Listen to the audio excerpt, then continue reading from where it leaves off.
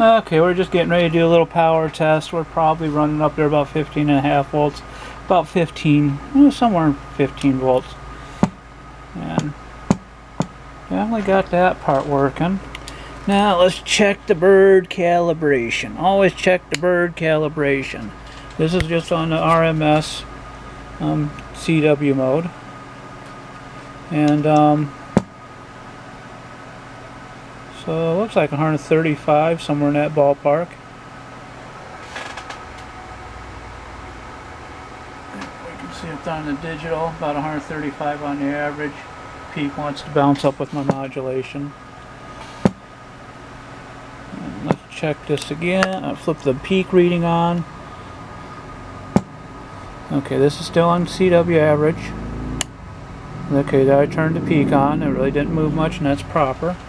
Hey audio, hey audio,